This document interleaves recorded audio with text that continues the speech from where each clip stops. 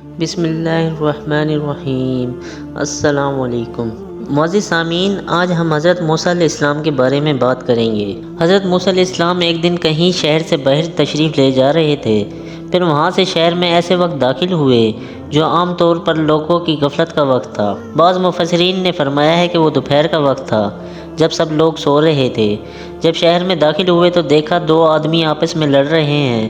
ایک آدمی ان کی جماعت میں سے تھا یعنی اسرائیلی تھا، اور دوسرا شخص ان کے دشمنوں میں سے تھا یعنی فرعون کی قوم میں سے تھا۔ حضرت موسیٰ علیہ السلام کی برادری والے شخص کو اپنا ایک آدمی نظر آ گیا، اور آدمی بھی وہ جو خوب جوانی میں بھرا ہوا تھا اور قوت جسمانیہ کے اعتبار سے بالکل مضبوط اور پکا تھا۔ اس نے آپ سے مدد مانگی اور کہنے لگا کہ دیکھیے یہ شخص مجھ پر زیادتی کر رہا ہے۔ حضرت موسیٰ علیہ السلام نے اس کو ایک گھونسا مار دیا، جس سے اس کا کام تمام ہو گیا، یعنی اس کا دم نکل گیا اور جان جاتی رہی۔ حضرت موسیٰ علیہ السلام کا مقصود اس کی جان لینا نہ تھا، لیکن ایک ہی گھوسا سے اس کی موت کا بہانہ بن گیا۔ حضرت موسیٰ علیہ السلام کو بڑی شرمندگی ہوئی کہ ایک شخص کا قتل ہو گیا، لہٰذا انہوں نے اول تو یوں کہا کہ یہ ایک شیطانی حرکت ہو گئی، اور ساتھ ہی یہ بھی کہا کہ شیطان انسان کا کھلا دشمن ہے، اس کا کام گمراہ کرنا ہے، بنی آدم سے ایسی حرکتیں کراتا رہتا ہے جو اللہ تعالیٰ کی ناراضگی کا سبب ہوتی ہیں۔ اس کے بعد اللہ تعالیٰ کی بارگاہ میں دعا کی، اے میرے رب، میں نے اپنی جان پر ظلم کیا، لہٰذا میری مغفرت فرما۔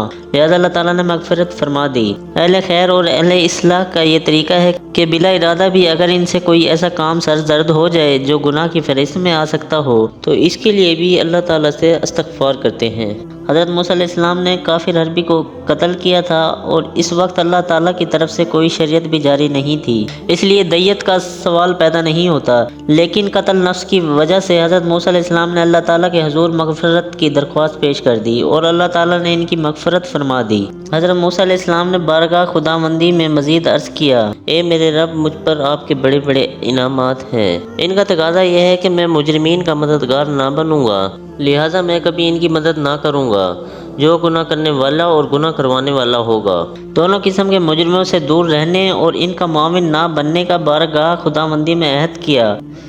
شیطان چونکہ گناہ کرواتا ہے، لہٰذا اس بیزاری کے عموم میں وہ بھی آ گیا۔ اس میں یہ بھی بات داخل ہو گئی کہ شیطان کے کہنے پر عمل نہ کروں گا، کیونکہ اس کی بات ماننے میں اس کی مدد ہوتی ہے، اور یہ عہد بھی ہو گیا کہ ہمیشہ احتیاط سے کام لوں گا۔ آیت کریمہ سے معلوم ہوا جس طرح ہر گناہ گناہ ہے، اسی طرح گناہ کی مدد کرنا بھی گناہ ہے۔ عام طور پر لوگ اس سے غافل ہیں، گناہ گاروں کے ساتھ جاتے ہیں، رشوت دلانے والے ایجنٹ بنتے ہیں، بینکوں میں اور انشورنس کمپنیوں میں نوکریاں کرتے ہیں، شراب بیچنے والی دکانوں پر کام کرتے ہیں، امیروں، وزیروں اور چھوٹے بڑے حاکموں کے مظالم میں ان کا ساتھ دیتے ہیں، یہ سب گناہ ہے۔ حضرت کعب بن عجرہ رضی اللہ تعالیٰ عنہ سے روایت ہے کہ رسول اللہ صلی اللہ علیہ وسلم نے فرمایا، تجھے بے وقوفوں کی امارت سے اللہ کی پناہ میں دیتا ہوں۔ میں نے عرض کیا، یا رسول اللہ، یہ کون لوگ ہیں؟ فرمایا، میرے بعد ایسے امراء ہوں گے، جو شخص ان کے پاس گیا اور ان کے جھوٹ کو سچا بتلایا اور ظلم پر ان کی مدد کی تو وہ شخص مجھ سے نہیں، اور ایسے اشخاص سے میرا تعلق نہیں، اور وہ ہرگز میرے پاس حوض پر نہ پہنچیں گے۔ رسول اللہ صلی اللہ علیہ وسلم نے یہ بھی ارشاد فرمایا کہ جو شخص کسی ظالم کے ساتھ چلتا ہے، اس کو قوت پہنچائے اور وہ جانتا ہے کہ وہ ظالم ہے، تو یہ شخص اسلام سے نکل گیا۔ حضرت عقبہ بن عامر رضی اللہ تعالیٰ عنہ سے روایت ہے کہ رسول اللہ صلی اللہ علیہ وسلم نے ارشاد فرمایا، ٹیکس وصول کرنے والا جنت میں داخل نہ ہوگا۔ ہر وہ ملازمت حرام ہے جس میں گناہ کیا جاتا ہو، ظلم کیا جاتا ہو، ظالم کی مدد کی جاتی ہو، کیونکہ گناہ کرنا اور گناہ کی مدد کرنا دونوں حرام ہیں، اس لیے گناہ کی اجرت اور گناہ پر مدد کرنے والے کی اجرت حرام ہے۔ جو لوگ حکومت کے محکموں میں یا دوسرے اداروں میں کام کرتے ہیں، وہ اپنے بارے میں غور کر لیں کہ وہ کس طرز پر چل رہے ہیں، اور وہ خود اپنی جان کے لیے وبال تو نہیں بن رہے۔ قرآن مجید میں ہے کہ حضرت موسیٰ علیہ السلام سے جو قتل ہو گیا تھا، اس کے لیے اللہ تعالیٰ سے مغفرت طلب کر لی تھی، اور اللہ تعالیٰ نے انہیں معاف فرما دیا۔ اس کے بعد جب ان سے قیامت کے دن سفارش کرنے کے لیے عرض کیا جائے گا تو وہ اپنے اس قتل والے واقعے کو یاد کر کے شفاعت کرنے سے یہ فرما کر عذر کر دیں گے، میں نے ایک جان کو قتل کر دیا تھا جس کے قتل کا مجھے حکم نہیں دیا گیا تھا۔ جن کے بلند مراتب میں ان کی باتیں بھی بڑی ہوتی ہیں۔ آج یہ واقعہ ہوا کہ ایک قطبی کو گھونسا مارا تو وہ مر ہی گیا۔